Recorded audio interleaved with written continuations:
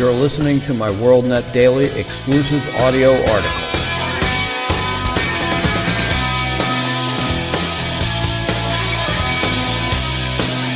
Today's WorldNet Daily exclusive audio article is entitled My Ballot, My Choice, My Body, My Choice. Flu seasons historically begin about week 40 every year. Week 40 in 2020 begins September 28th and ends October 4th. Election Day 2020 is November 2nd, some 5 weeks into flu season. I'm sure you remember having to mail in your ballot during the last election in 2018 and certainly the last presidential election in 2016. And in the off chance they allowed you to go to the polls, you were required to mask up. Oh, you don't remember any of that? Funny, neither do I, because it never happened. Despite the average of 40,000 to 80,000 deaths per year, America has never locked down or masked up because of the flu or SARS or MERS or H1N1 swine flu.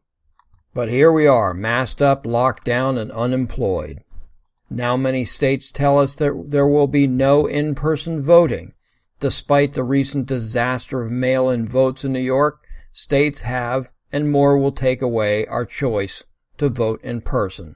Now, if I were American royalty, like most Washington politicians believe they are, it was my choice to attend or not to attend John Lewis's funeral. I was free to make that choice, regardless of the potential danger to others. Well, it is my sacred right as an American to go to a polling place and vote. It is my ballot, my choice, regardless of the potential danger to others. You could say I'm pro-choice. Another choice we may not be able to make when the time comes, assuming it does, is whether to accept a COVID-19 vaccination. Like pregnant women, we hope we will be able to say, my body, my choice. But I fear the double standard, and we once again won't be able to choose. Instead, I fear forced vaccination is in our future. Even if it isn't forced, and they say we have a choice to be vaccinated or not, really there will be no choice at all. Due to the hysteria coronavirus has caused, those who choose not to be vaccinated will be branded with a scarlet letter. Authorities will make sure that if you choose not to be vaccinated, you will pay a heavy penalty. Our American authorities may take a page directly from the communist Chinese playbook and tie your social currency to whether or not you've been vaccinated. The Chinese call it social credit. Effectively, you're regularly monitored and given rewards for what they deem good behavior and punishment for bad. In 2018, Australian reporter Matthew Carney went to China to investigate this social credit phenomenon. On location in a Chinese city, he begins to cross the street at an intersection without first getting the okay, the green flashing walk light. No sooner does he step off the curb, a voice recording rings out that it's not safe to cross. Quote, "You are illegally crossing the road. Please stand back!" ! Unquote. Now that's creepy enough, but it doesn't end there. A picture is taken of him, matched through their facial recognition database, and voila, you are identified. Then that little infraction is added to your social credit score, which will decrease it. Enough of those social credit hits and you'll be shunned by society. No one will hire you, date you, marry you, rent or sell to you. Get the picture? Succumb to the power of the state or be ruined in every way.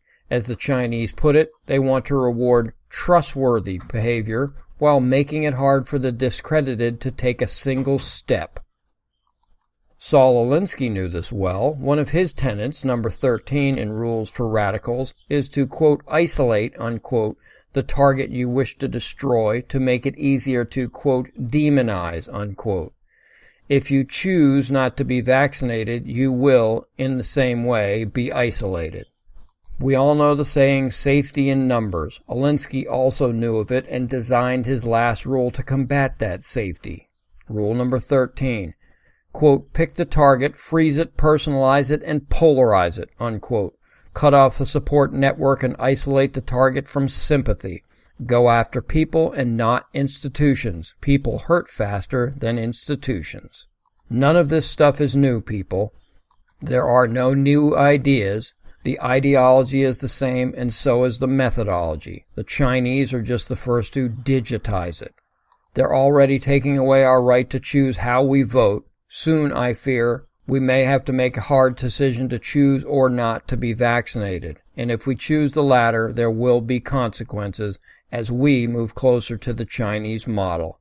Thank you for listening.